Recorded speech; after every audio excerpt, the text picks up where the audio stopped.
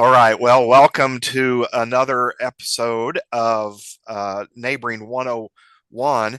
And wow, I was just adding this up and looking at this. This is like episode 80 now. So, getting a lot of these under our belt. And many of you have been faithful to be here over and over.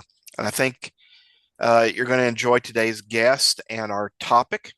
Uh, so, just as a reminder, Neighboring 101 is where we talk with leaders in the neighboring movement all across the United States and discover ways that organizations and individuals can use the art and skill of neighboring as part of community and personal development. But before we jump into our guest and introduction of her, just a couple of reminders, and I'm going to put these links in chat here in just a moment. Today starts opening round of the Tournament of Neighboring. Now, I know some of you may be thinking I'm confused and thinking of March Madness, but no, Tournament of Neighboring. It's open for votes starting today and tomorrow in the first round of 64 matchups of the various acts of neighboring. Uh, and then there'll be a new round that coincides with March Madness and a new round of voting to help us narrow down what is the champion act of neighboring this year. And we'll encourage others to participate in that champion act of neighboring. I know many of you submit ideas for that list of 64, and voting is open today. I'll put a link to that blog in the chat here in just a moment. You can participate. For those of you in Missouri, a reminder that registration is open for Show Me Neighborhood Art Month. It's been so popular and we've had some feedback. We expanded it from 1 week to 1 month to give people a broader range of time to participate, but also to showcase these examples of public art on our statewide map and our social media over a longer period of time. And so, yeah, get registered and then create something, get added to the statewide map, and maybe win one of the regional prizes. I'll drop the link for that into chat here in just a moment as well. And then tomorrow is Won't You Be My Neighbor Day, also known as Mr. Rogers' birthday. So we encourage you to celebrate an act of neighboring in honor of Mr. Rogers. And when you do that act of neighboring, would encourage you to share about it on the Missouri Good Neighbor Week website. We're saying a year of neighboring activity and a week to celebrate it now. So we're trying to capture these activities that are inspired by the week throughout the year and get on there and report your act of neighboring, help your city earn some points toward that title of most neighborly city. Well, our special guest today, all the way from Springfield, Missouri, is Jessica Smith. Jessica is the director of RISE expansion at the Drew Lewis Foundation in Springfield, Missouri. Jessica plays a key role in expanding the foundation's RISE program, helping bring its life-changing approach to communities across Missouri and beyond. In addition to leading expansion efforts, she works closely with RISE members as a personal development coach. She facilitates RISE classes, which I've been able to participate in. It's a great program. And she supports the organization through grant writing events and community partnerships. Jessica's work focuses on helping individuals move from surviving to thriving by building stability and personal growth. And the impact of the RISE program into these new communities can really strengthen and broaden the mission of the Drew Lewis Foundation. I know you'll hear more about that today. Jessica holds a bachelor's degree in psychology from Colorado State University, Pueblo, and she has a master's in social psychology from Walden University. So she brings both an academic insight and some practical experience to her work in community development. And I also discovered that LinkedIn is so great for so many things that when she's not working to expand opportunities for others, Jessica does enjoy traveling, eating Mexican food, and catching up with some television shows. Anyway, Jessica, we're thankful that you've been able to give some of your time to be on here and to share with us about the RISE program, and the floor is all yours. Awesome. Thank you so much, David. And thank you for, I'm sure everyone is grateful for what you do here. And obviously, people are logging in and interested and engaged. And so, thank you so much for all the work that you do. And we're really grateful to be a Oh, partner. Um, well, I can go ahead and jump in. Just like David mentioned, I'm the director of Rise Expansion for the Drew Lewis Foundation. So I have a little PowerPoint and some videos, which with technology, we always have our fingers oh, crossed when we press play. So we'll see how that goes. But I'll share that in a moment. But what I'm going to start talking about is just the history of the Drew Lewis Foundation. What does that name mean? Where did we come from? How did we get started? What are we doing now? And then how can you get involved if what we're doing resonates with you? hmm. So I'll go ahead and share my screen with sound. I won't forget to do that. Who knows? Sometimes it works, sometimes it doesn't. So we'll see. We're off to a good start. We're There off you to a good go. start. Yay. Okay, one step at a time. Alrighty. So obviously my bread and butter is the RISE program. So we're gonna start talking about the Drew Lewis Foundation, but we're really gonna emphasize the RISE program. It's our pilot program. It stands for Reaching Independence Through Support and Education. And so that's kind of the mainstay of this presentation. Um, well, starting with the Drew Lewis Foundation. So we got started when our CEO and founder, Dr. Amy Blancett, purchased and renovated the old Fairbanks Elementary School. We are on the northwest side of Springfield. It's a historically, well, it started out as a pretty affluent neighborhood, but more recent history, it's a pretty depressed neighborhood. It's one of the older areas of Springfield. And this elementary school is smack dab in the middle of a neighborhood called the Grant Beach neighborhood. And when the school building was built, it was in 1906. It was a functioning school building through 2006. And then it got shut down. Just it's an old building, and they decided to build new. And you know how the American school system is. We just move buildings around, build new things. And so when the building closed, it just got boarded up, and they were basically just waiting for it to get dilapidated enough that they could tear it down. Amy was living in this neighborhood at the time. It was one of the only neighborhoods in Springfield as a single woman she could purchase a home on her own. And so she was living here. She saw the building. It was obviously causing issues. Every window was broken in the building. It quickly became one of the top nuisance properties in Springfield. And she started to advocate for this is causing issues in a neighborhood that it doesn't need more problems. How can we get this fixed? Long story short, Amy ended up, they basically asked Amy, well, if you have a problem, why don't you do something about it? And you don't ask Amy those questions because she's a doer. And so her and her husband at the time purchased the building and started renovations. So her husband was Drew Lewis. He was a realtor in the area, really passionate about community development. And at the time that they purchased the building, he had been diagnosed with colorectal cancer. And so they started the foundation together to start providing health education, whether for like chronic disease prevention or moving into like health benefits, health insurance. He obviously was going through a major medical event and was understanding he was more moderate income and was still struggling to make ends meet with emergency room bills and all the medical things. And so they started this foundation with that in mind. Unfortunately, before renovations really even began, Drew Lewis did pass away from cancer. And from that, Amy continued her renovations of the building, and the Drew Lewis Foundation grew from just health education into more grassroots movement within the Grant Beach neighborhood of how can we serve our neighbors well? They obviously might need health education, but what's the root of not having that health education? And a lot of that comes back to poverty. And so that's kind of the start of it. I have a video after this slide that kind of goes more into Amy's story and ties it into where we are now with the Drew Lewis Foundation. But the mission of the organization is to educate, empower, and support underserved families. We believe that if you increase the quality of life for individuals and their families, that in turn will build a resilient community. So again, very grassroots, very people powered.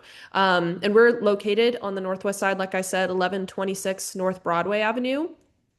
Please come visit us. We would love to give you a tour. We would love to show you around. We have a coffee shop, we have a bike shop. You can come hang out. It's just a great environment in here and it's beautiful. And so we'd love to show you around. Okay, so this video, which give me a thumbs up if you can hear it once I press play. After a few seconds, the music's kind of quiet to begin with, but it's entitled Dear Drew, and it's Amy going through and thinking about the things that they dreamed about when they got started and where they are now, and kind of giving Drew an update really of the impact that's been made. This was made last year, so it's still pretty new.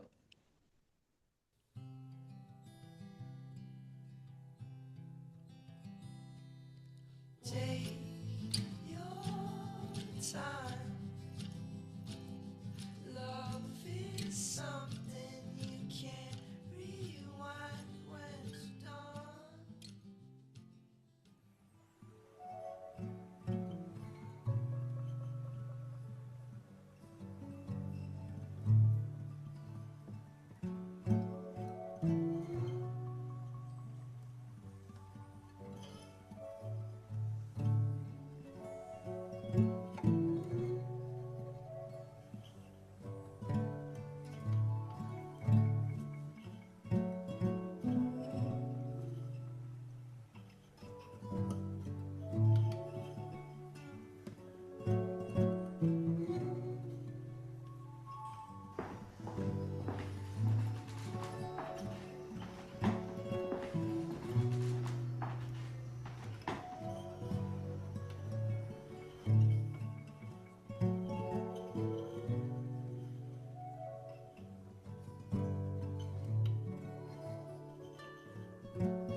Dear Drew,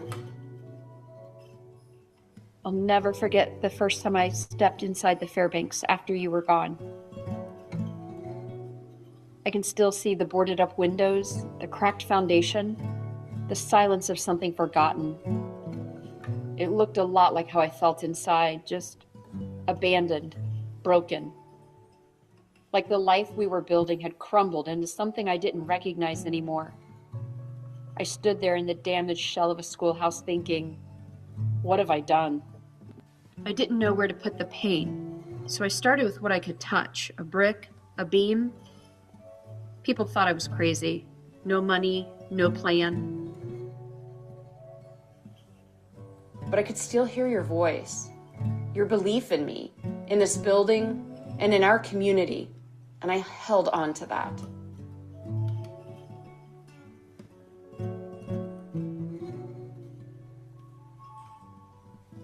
What began as saving a building became something else entirely. It became the beginning of saving a community. And somewhere between tearing down the broken and rebuilding the possible, I found a reason to keep going.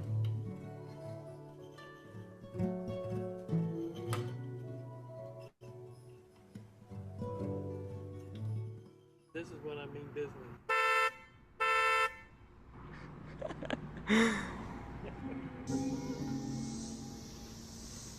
Watch this. Bunny hop! Oh my God, John. Spilling beer. Dear Drew, you wouldn't believe what the Fairbanks has become.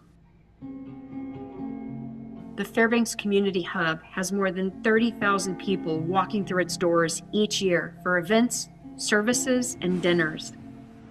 Our abandoned schoolhouse has become a third place for thousands of lives. We have walked alongside over 2,000 people, helping them move from instability to empowerment through the RISE program. We've been saving homes right here in Grant Beach neighborhood, all because of one little blue house across the street from the Fairbanks. Families on the brink of eviction are now homeowners. In honor of your love for real estate, I've been able to save more than 30 historic homes through the Blue House Project. And my team have another 30 planned this coming year.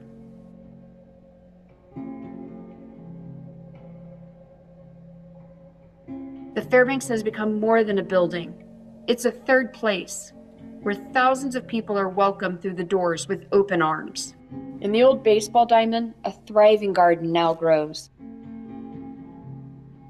We've danced under the stars, celebrated milestones, and stood with people through their hardest days. And every time I sit on the swing at sunset, watching kids run across the grass, I think, we did it.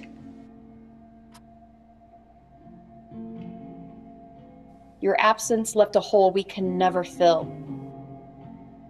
But your spirit is in every wall, every garden bed, and in every person who leaves here believing they matter.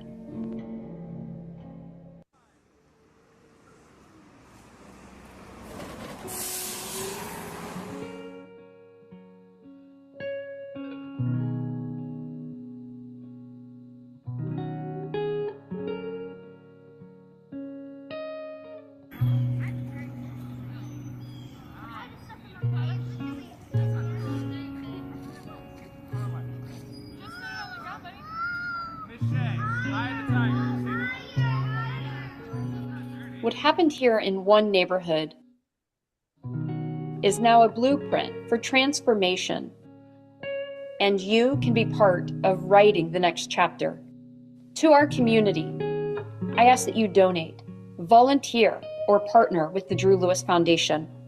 You're not just supporting a program, you're fueling a movement that redefines what community means. This movement doesn't happen on its own. It starts with you. Talk to your neighbors. Be engaged. Fill the gaps you see in your community. You have the power to foster the hope that others need to see, to partner with those already doing the work, and to bring these replicable programs to your own neighborhood. Together, we can ensure every neighborhood has its own version of the Fairbanks.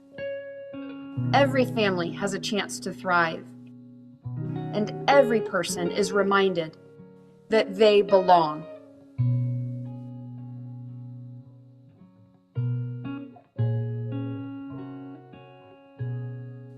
You are the movement.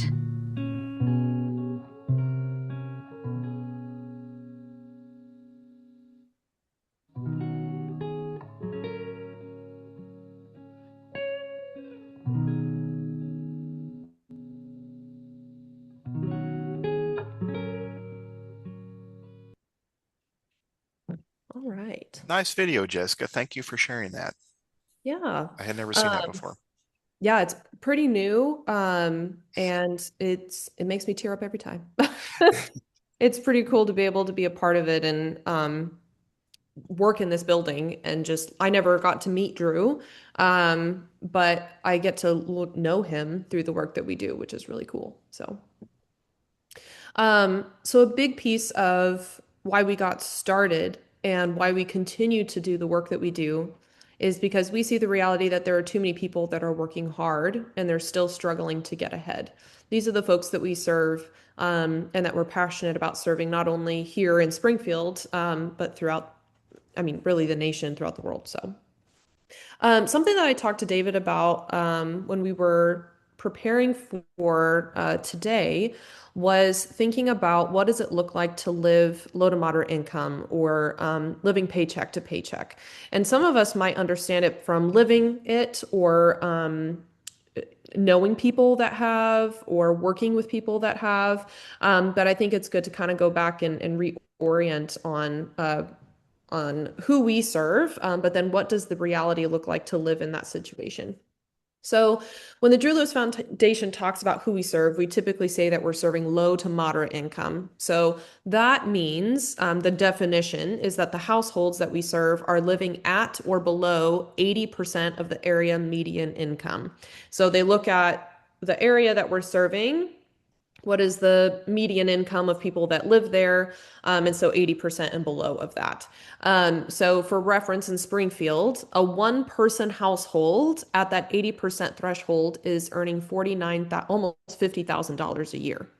And then the four-person household is just over $71,000 a year.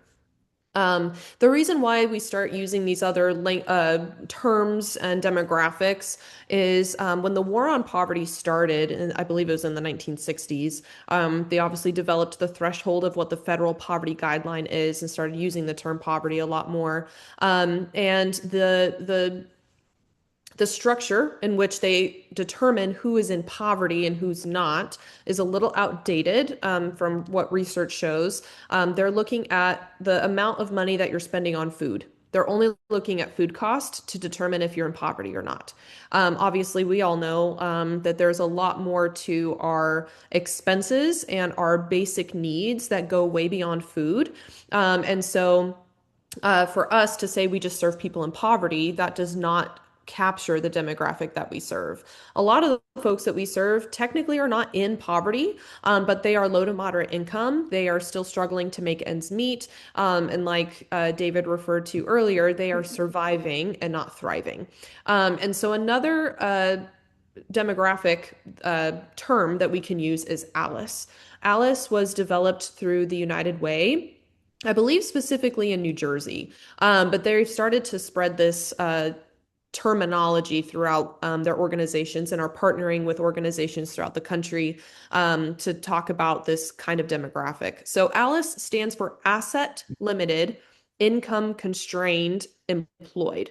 And so another term that people might have used before is the working poor. So you do have a job, you are probably even working full time, working two jobs, and you're still not making ends meet. And their main threshold is that they're working, but they can't afford their basic needs.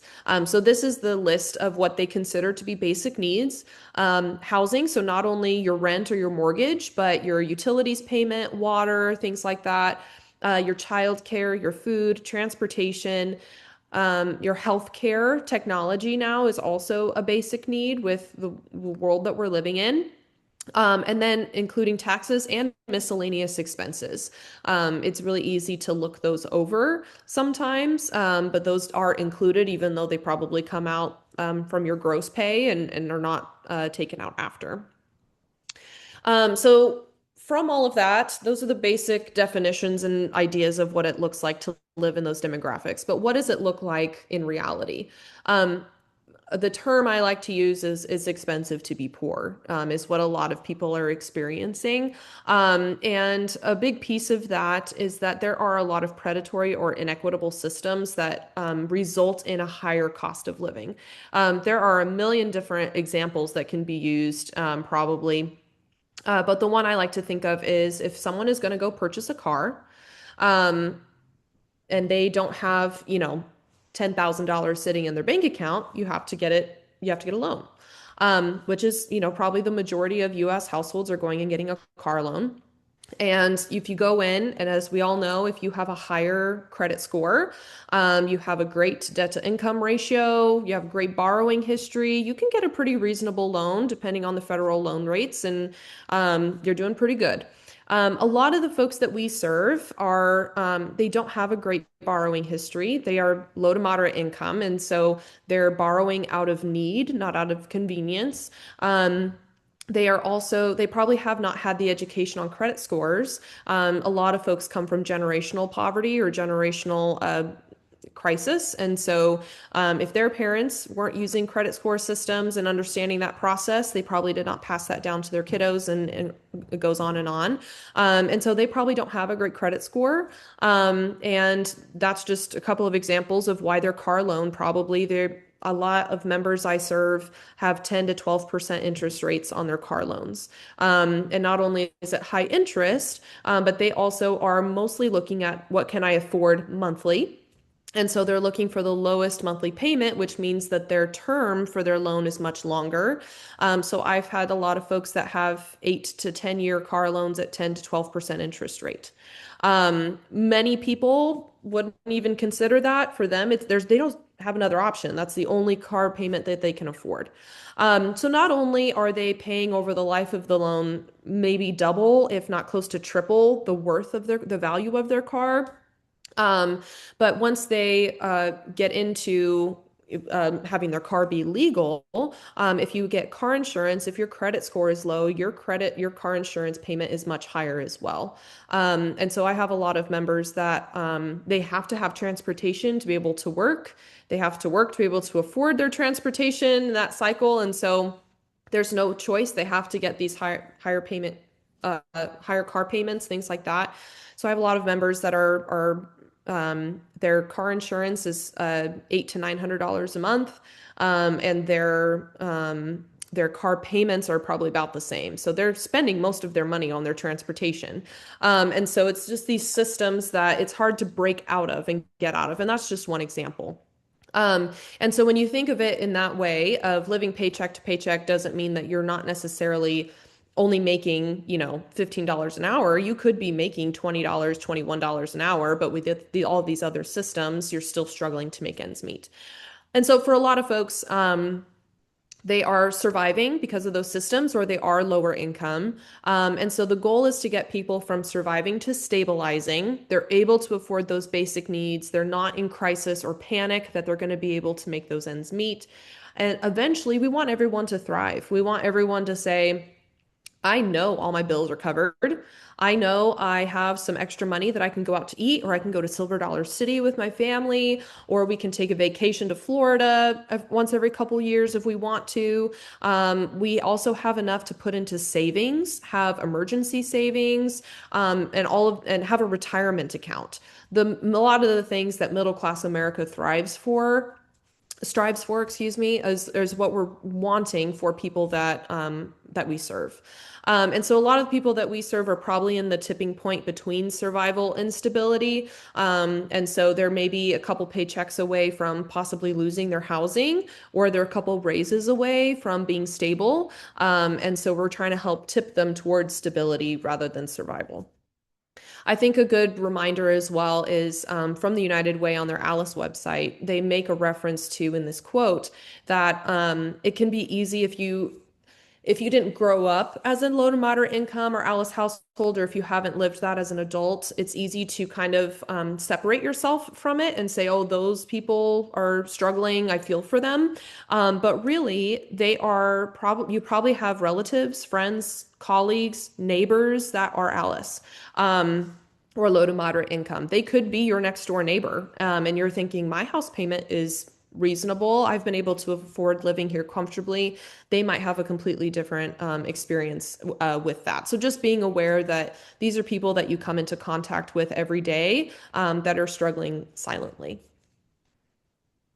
One of the other pieces that we like to confront, specifically in Missouri, is the cliff effect, or the benefits cliff. So this refers to if you have a household that is low to moderate income and they qualify for government subsidies like food stamps, child care subsidies, temporary assistance for needy families, things like that. You qualify for those based off of your household size and your income. And so obviously, as you increase your income, you decrease your ability to have these services, which is the point. It's supposed to cover the bases until you can make more money and be self-sufficient. However, with the cliff effect, what we're referencing is you are earning low amount of money, but you're getting your government subsidies, and then you get a raise and all of your benefits fall off. And so we found that earning just 15 cents more per hour, which is about $24 a month, it can cost families hundreds of dollars in benefits. And so it feels almost like a punishment for getting a raise or getting more hours at work because suddenly you're worse off than you were before. And so the Georgia Center for Opportunity actually did a study and found that an estimated 600,000 Missourians may be trapped by the benefits cliff. And so thinking of the decisions that they're having to make of, am I going to make 15 cents more per hour? Where in the long run, I may be able to continue to get a raise and really be stable with solely my income. Or am I going to miss out on putting food on the table today because I'm going to lose my food stamps or lose my Medicaid, so my kids won't be able to go see the doctor because I can't afford health insurance. And so these are real life examples of it's sometimes when you're not in it, it's easy to say, oh, well, in the long term, you might earn more money, but right now their basic needs might be sacrificed. And so these are just some things that we talk about with our Rise members. And so with all of that being said, we all know that there are systems that keep people living paycheck to paycheck. However, there are a lot of people that are coming in and giving people hope, walking alongside people to be able to be stable and self-sufficient. And so I see that a lot in Springfield. And so I kind of want to open the floor to maybe one or two people do you have an example of how your community serves folks that might be LMI or Alice that you know that they're doing well?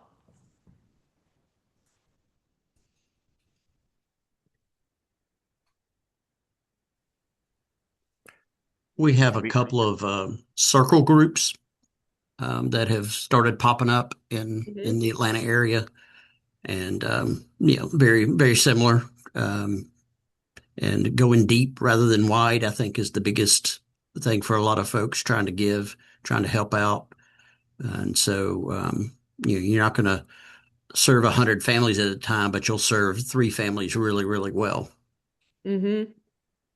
Yeah, and we found that the family that you're serving, that goes generationally deep as well. And so I like the term you used of going deep instead of wide. It makes a very large impact.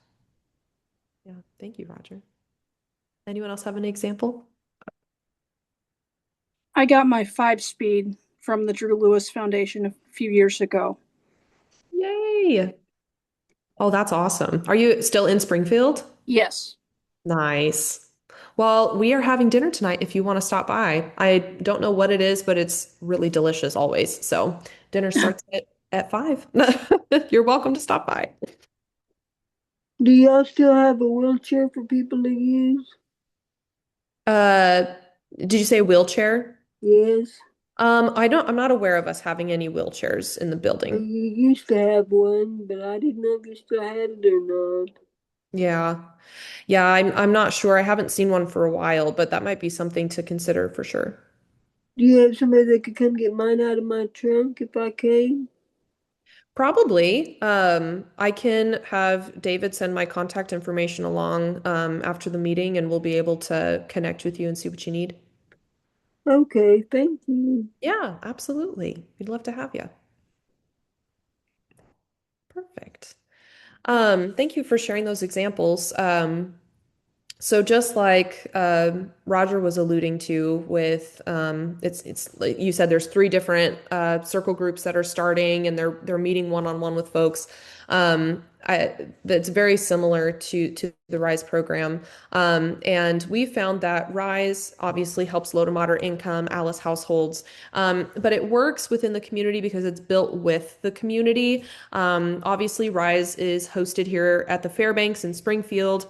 But we have several other RISE groups within Springfield itself. And then, as David alluded to, we are also expanding throughout the state. And so individual communities are bringing RISE in and implementing it into their areas. And so when they bring it in, it's built to complement the services that already exist. And communities are encouraged to take the base of it and expand it into what they need it to be. And so I think that's one of the biggest benefits of RISE for sure.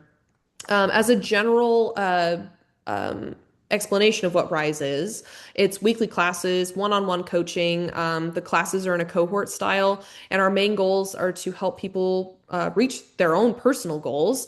And a lot of them that includes building their financial security. And we see through all of that they are breaking cycles of instability, whether generationally or within their own personal life that have gotten started. So I have a couple of success stories. I could finish out the hour with success stories, but I'm going to try to keep it brief. So I always like to give this example. This is Nate and two of his boys on the screen. Nate and his wife at the time actually joined the program a few years ago. And after a few weeks, it just wasn't working out. And they decided to drop out, and that's fine. That's how, if you're working in a social service program, people come and go. And then within the amount of time, maybe a few months after that, Nate and his wife did end up getting a divorce, and he had sole custody of 4 children under the age of 6. And so he was the full sole custody, sole income, and said, "Oh, I need some support. Where can I go to get support to where I'm not alone in this?" And he came back to Rise. So he joined again and just had a different perspective of why he was joining. He really was understanding what he wanted out of the program and why he was there. And he jumped in and utilized the tools to their fullest extent. In the beginning of the program, we build vision boards. And for some, vision boards can just seem like a craft and can feel silly. But we really talk about, you might not have had the opportunity to think 5 years, 10 years down the line because you're worried about eating tomorrow or paying your rent next week. And so we really focus on empowering people to think long term and dream for themselves so that they can set realistic goals to meet the lifestyle they want to live. And so most people come in and they might have made a little thing on their phone, or they have a 8x11 piece of paper. Nate kind of went above and beyond, and took an entire wall in his house and made it his vision board for him and his kids. And so he took pictures of it and brought it in, but he made it to where this was his everyday. This is the main focal point that I see every day. What am I working toward? What do I want? And so he was a great, piece of inspiring other people to take it seriously and use the tools to the fullest extent that they could.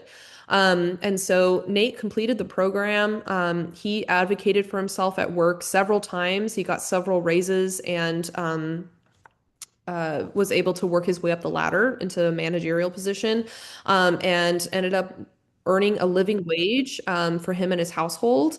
He ended up purchasing a home. He's now fully graduated, and has helped mentor other members that have gone through the program, specifically with meal prep. As you can imagine, having 4 kids and having to cook for everyone and make it affordable was quite the feat. And so he was really passionate about it, and was passionate about serving healthy food to his kids as well.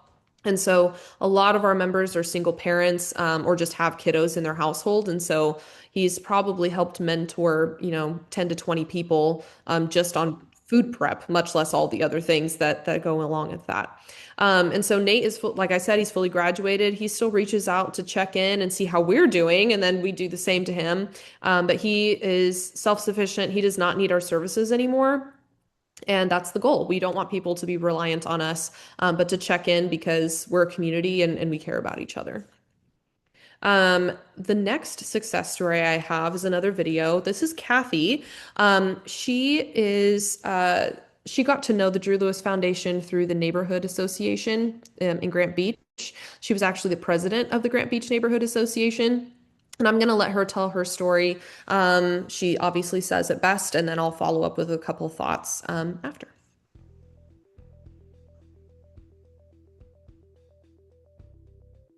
My name is Kathy Lutz, and this is my story with the Drew Lewis Foundation's RISE program. Well, the first time I ever heard of Amy Blanchett, she came to a neighborhood association meeting, and she was interested in buying the Fairbanks, and she wanted basically to know that the neighborhood would support her doing that we were behind her in doing it. And so that came up, and then she let us in the neighborhood know when they were doing their first community dinner. And so, like all smart poor people do, you came for the free dinner. Stressful. Bill collectors coming to the door, which is not really helpful when you have heart problems either. And because of needing to have open heart surgery in 2014, we didn't have the money to fund the trip. So we took out payday loans, a title loan. Long story short, we were never going to get out from under them. But I had accepted that. I went through a lot of depression because I felt like it was my fault that we were so deep in debt. And it was a case of, well, let's pay Paul and Mary, and we'll work on figuring out how to pay Peter next month. It was a big adjustment going from a weekly paycheck while he was working to Social Security and monthly shopping. It's tricky the first few times you do that because you're not thinking a month, you're thinking a week. We tried budgets before, they'd never worked. And the problem was we didn't have a personal development coach working with us. She was able to help us set up a budget, and it was a working budget. And we got a financial institution courtesy of the RISE program with Multiply Credit Union. Yay, Multiply. We have a very good track record with them. We've had 4 loans, and I've only been late on 1 payment, and that was only 24 hours late because I forgot about it. That doesn't happen anymore. RISE has done so much for us. It's hard just thinking of it all. We made so many new contacts. Oh, and we got our own mechanic out of the deal.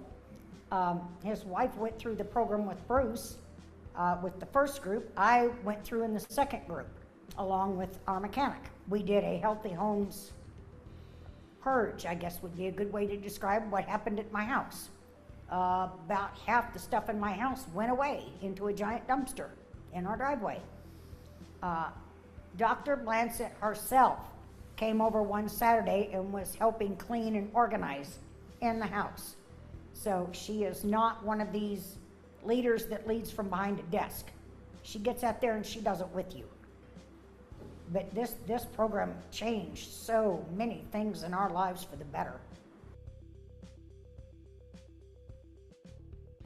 It's the smartest decision you'll ever make in your life. It will change your life for the better in so many ways. You don't even know what they're going to be yet until you get into the program. They teach you how to set SMART goals and reach them. And there is no more incredible feeling in the universe than accomplishing a goal you've been working on. And I mean, seeing the proof of it right there, right in front of you. I did this, I made this happen the way I wanted. So yeah, that's Kathy. Like she said, she was her and her husband were one of the first RISE members to take our program in Springfield. And as she mentioned, when they started, they were, never going to get out from under their payday loans, which are very high interest loans. If you haven't heard of payday loans, they are small loans, typically, $500, $1,000, things to get people to make it to their next paycheck. But the interest rate can be upwards of 400%. And so the idea is you get paid, you pay back the loan, but typically you don't have the money to do that because you don't make enough. And so essentially they're made to where you can never pay them off. And so through the contacts that she made, she was able to get some consolidation loans and pay off her loans before she passed away just a couple of years ago. And so before she passed away, she had their finances in order. And so her husband and their adult son that continues to live with them due to disabilities, they were stable and secure before she moved on. And so that ties back into the comment that we were talking about earlier of going deep instead of wide. With Kathy, you can say, oh, we served 2 people, her and her husband. But really just the impact of, even if it doesn't go beyond them, the impact that it has on individuals is really intentional and very, very important. Each person is important. So I'm going to kind of speed through the RISE program a little bit. There's so much information we can give. It's really built on science and data and all of these different things. So I'm going to give a very high level of it, and then what it looks like to get involved. So like I mentioned, we're data-driven, data-proven program from the very beginning. And so we're collecting data on their income, credit score, debt, not only how much, but what kind of debt they have. And one of the biggest pieces that we're collecting on are what we call self-sufficiency scores. We're looking at 16 different areas of someone's life, anywhere from housing to transportation to food security, community involvement, and having them rate themselves on a scale of 1 to 5. 1 is they're surviving, 5 is thriving. The goal for the program is where everyone is at a score of a 4 or a 5 in every category so that they can truly live a thriving lifestyle. And so these are some of our most recent data results. We're currently seeing a monthly income increase across all of our locations in Missouri of $700 a month. And so that not only includes urban locations, but rural as well. Which is pretty significant. We're seeing up to 120-point credit score increase.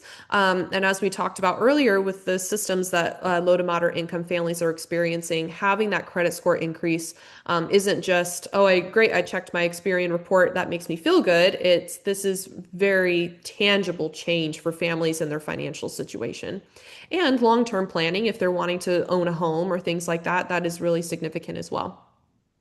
This program is also a long-term program, and we do see a 75% graduation rate with families that might be experiencing crisis, whether with their employment or housing or transportation. 3 out of 4 people graduating from our program is really significant, especially since it is a 4-month to 2-year program. Going back to the self-sufficiency scores, our members across the state are seeing it average reported improvements across all domains of self-sufficiency. So all 16 areas, members are seeing increases in their income, in their employment, in their physical health, mental health, health insurance, all of these different areas. And with such a small Likert scale of 1 to 5, every movement upward is really significant and takes a lot of effort. And so we're really, really proud of our members. They're showing up, using the tools, building community, and finding resources to help them move forward. And it's tangible. It's really cool.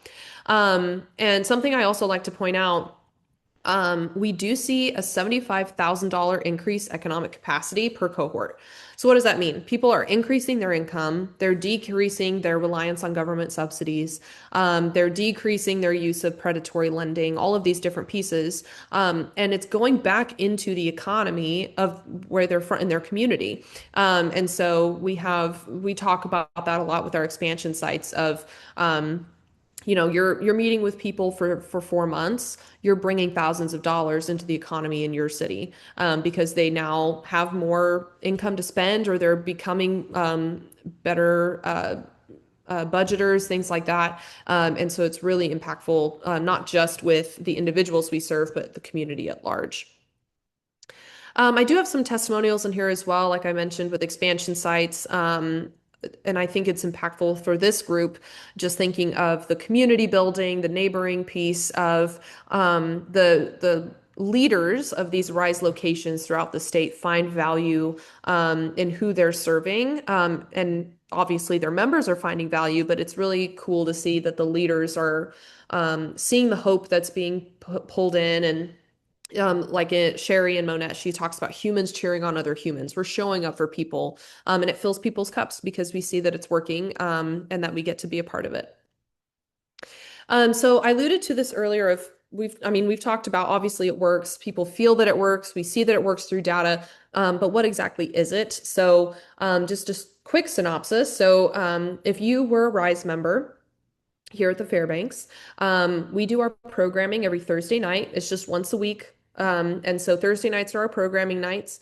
You're going to get to the Fairbanks between 5 o'clock and 6 o'clock, probably. Like I said, we have dinner every Thursday from 5 to 6. We do the community dinner that you guys saw in the videos every week. It's family style, community style. Let's all hang out and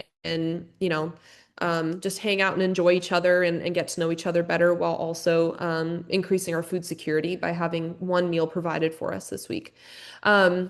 Around 6 o'clock is when people start getting ready for class. Class is from 6 to 7. We do exactly an hour. People are busy. People are working multiple jobs. They got kiddos. They need to go to bed. So let's get this done. We're going to respect everyone's time and fit as much as we can in that hour. And so we have 3 different options for people. We have RISE Kids. So kiddos from infants to about 12 years old, they're probably going to RISE Kids or hanging out with Mr. Zach. They're playing, but they're also getting a lesson. They're learning what the adults are learning, but pared down for their level. We also have RISE Teens. So RISE Teens is, again, the adult curriculum, but pared down for 13 to 17-year-olds and really emphasizing prepping for adulthood and then also making the most of their time and making safe choices as teenagers. And then the adult class, depending on how long you've been in the program, depends on what class that you go into. So if you've been in the program for 4 months or less, you're going to our foundations course. This is that cohort style group, and they're learning personal, professional, and financial empowerment. Then once you graduate from foundations, everyone funnels into the same maintenance course. So people are probably coming twice a month, not every single week. They're busy, got stuff going on. But they're still learning the same topics, but they're a little more advanced. So for instance, in foundations, we talk about the basics of debt and loans. What is a principal? What's a term? What's an interest rate? And then in maintenance, we're talking about planning for large purchases or even retirement planning. And then once members have been in the program for about a year, we encourage them to be champions or alumni. And essentially, they're partnering with incoming cohorts. So they can help facilitate, they can help mentor other members, they can just sit in and be a voice in the class. But we really want an increase in examples of success. Because a lot of folks that come in, they've never seen success modeled before in a real way. And so being able to see members that have gone through the program and been successful is really important for our members. Outside of classes, members are also meeting one-on-one with a personal development coach. And so I get the honor of doing both of those pieces alongside my other roles and positions. And it's wonderful. It is so fun. There's obviously tough things when you're coaching or facilitating, but overall, it's so life-giving, meeting with people and helping them reach their goals. So for coaches, they are meeting one-on-one, going through a workbook with their members. And the main three things that we talk about are basic budgeting, SMART goals, and community resource referrals. And that budgeting piece, I'm not a financial advisor, and so I can help you figure out a spreadsheet and plug in your expenses and your income. But once it gets into financial planning, that's when the community resource piece comes in of who are some financial advisors that could help you with paying down your debt. We use a lot of credit counseling services and things like that. Or if they're planning for retirement, we have other folks that we refer them to. And so it makes a lot of sense. It's very cyclical with the coaching piece. So we talked about what the program is and that it does work. So why does it work? This is going to be the main piece of what I talk about. And I know we only have 7 minutes left, so I'm going to rush through it a little bit. But the main idea is that RISE is a blend of upstream and downstream services. What does that mean? So a lot of programs are downstream. So that means I am meeting a direct need. If someone needs food, I am a food pantry. I'm providing you food. If someone is about to get evicted and they need rental assistance, I am giving you money to pay your rent. RISE obviously helps with dinners. We will help you connect to those direct resources and referrals because obviously immediate needs are immediate needs. You still need those basic needs met. But a big part of the program is that it's upstream. So we're looking at systems and theories of why people are in poverty or living paycheck to paycheck, what they need to get out of that cycle and to stay out of that cycle. So some of the things that that the program has built into it. So within the curriculum itself, the way that we coach, the way that we are connecting with members in between classes and things like that. We are built on empowerment theory, motivational interviewing, poverty brain and executive functioning, and adult education, amongst other things. So something I like to talk about here is the brain on stress. Poverty or living paycheck to paycheck or chronic stress can negatively affect your brain development, specifically with your executive functioning. So your executive functioning is the piece of your brain that's helping you think long term, that's helping you have a good memory, that's helping you make logical decisions. And when your brain is thinking in a chronic stress environment of, I don't know if my rent is going to be covered, I don't know if I can put food on the table, your brain is protecting itself and kind of puts it in a short-term thought process. And so that's also called executive dysfunction. And so typically if people are in those situations, they might be making decisions that might feel irrational or made for instant gratification, but it's really just their brain. And so the RISE program, through that empowerment theory, through the research on poverty brain and adult education, we have built in processes that help people move out of that executive dysfunction into executive functioning. And so a big piece of that is small, manageable action steps. A lot of people come in and they're like, I know in 5 years, I'm going to own a home. And then that's about where it goes. We don't know how to get there. And so we break it down into extremely small action steps that they can start checking off. Success breeds success. They're able to prove that they can complete things, but it also just helps their brains start to heal and get out of the stress. I know that I can pay my rent. I know that I am stable. And so now my brain can release and start thinking long term and logically. Another big piece of why Rise works is that here in Springfield, this is how we got started. But when we move into new communities, it's very much asset-based community development. So this is a picture, diagram of what we show communities that are wanting to bring Rise into their community and how they partner with the assets that are already available to them. So the first is this outer ring is what we kind of talk about. And kind of identifying again, what are the assets? What are the good things that are going on that Rise can pair with and partner with to continue the trajectory of positive community development? So community conversations. Is there an increased interest in helping low to moderate income folks? Is there a conversation about, hey, we see this and we want to help? The other pieces are that I like to point out are collective grants. How is our community wanting to fund projects like this and wanting to invest to help people move forward? Another big piece that is really specific to Rise is citizen engagement.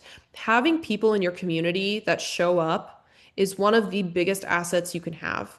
Because there's, outside of Rise, there's so many programs and projects and things that people have developed that work, but it takes people to make it happen. So citizen engagement is one of the biggest assets that you can have.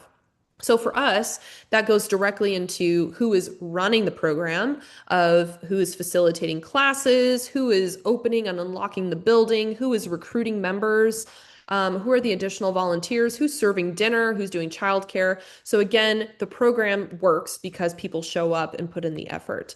One of the other pieces too are, what are the supportive services in your community that are doing the work to empower low to moderate income or ALICE households? So who can provide financial resources or banking? Kathy mentioned Multiply Credit Union in Springfield. That is one of our biggest partners. They help people get second chance banking.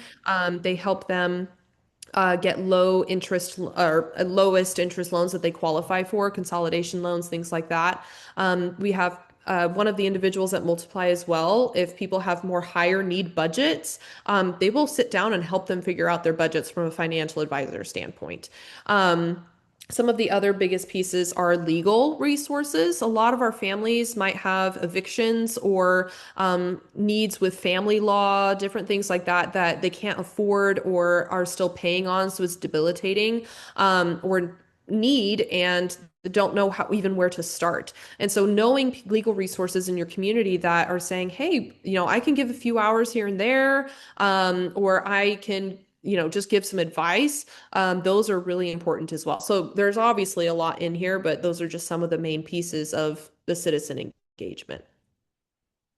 So talking about community development, where can Rise be hosted? Essentially, the point of this slide is anywhere. We have rural areas that are implementing Rise that are working really well. We obviously are in Springfield, so urban works as well. But essentially, if someone's wanting to bring Rise into their community, whether it's a group of volunteers or an established organization, they can just say, hey, we want to host classes and coaching. Reach out to us. We have all the curriculum and materials needed, and can do the consultation on that. So that's pretty much my presentation. I think I ended right at 1. Sorry, David. But if there's any questions, or you take it away, David. Well, we may still have time for some questions for those that are on. Anyone have some questions they want to ask? I have included Jessica's contact information in chat, and I'll include that in the video that goes out as well in case you would like to reach her in person. Yes, I welcome any contact, phone calls or emails. I would love to answer any questions you have on what we do or how to get involved. It's been exciting to see it spread across the state and hopefully spread even further. There's a big need. It's an excellent program. I think a well thought out asset-based community development approach. I think I'm over there next in April at some point. I know some of my other extension uh, specialists get to speak to the group from time to time, and because of my experience last month, we're going to be talking about the economics of neighboring this time. The value that's come up in some other places where we're going to talk about that specifically. And Chet just comment he's actually spoke into this topic for me some um, about the economics. I saw a hand up.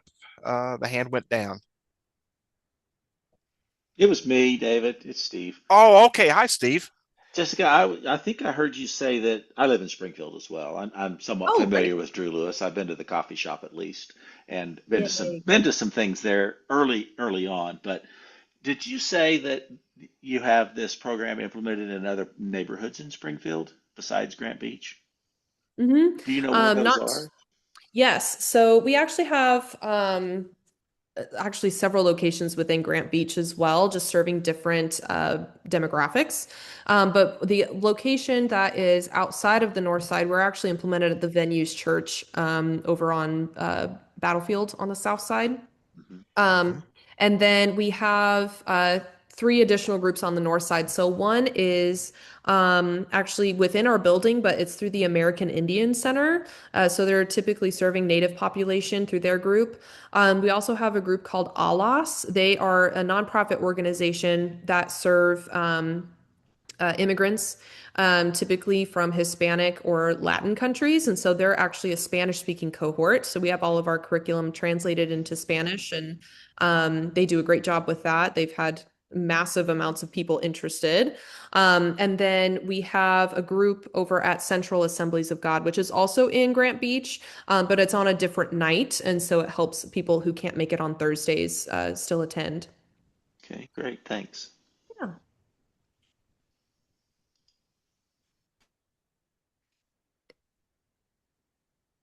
Any other questions? Yeah.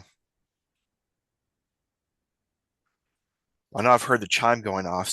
Several jumped up right at noon or just a little bit before, so they may have jumped off and taken questions with them. But we'll blast this out today, and hopefully some others will reach out to you. It's a great program. I've seen it firsthand. It's well run, but more importantly, there are some great success stories to share. And like you mentioned, a changed life can impact many other lives, including the children, including neighbors that they end up living next to, and that has a tremendous ripple effect. So, Jessica, Isn't the thank you. venue on Elfindale? I just looked it up No, and their address is on East Battlefield. Oh, okay. My bad. Must be another church. No worries. There's so many We of them. It's hard to keep we track. do have a plethora of them here in town. Mm-hmm. yeah, Venues is up here on the hill. They also have a disability preschool, or I think it's more than just preschool that they keep there during the day as well. So Yeah. Is that up by Second Baptist? not that far up. It's right next door to the Unitarian Church, actually. Oh, okay. I knew I'd South side, seen it somewhere. south side of the road. Mhm. All right. Thank Well, y'all. They're very informative. I appreciate y'all. Yeah. I Thank you for I being will. here. Yeah, I'll end our record at least if I can find my button. Jessica, thank you again for the presentation. Yes, absolutely.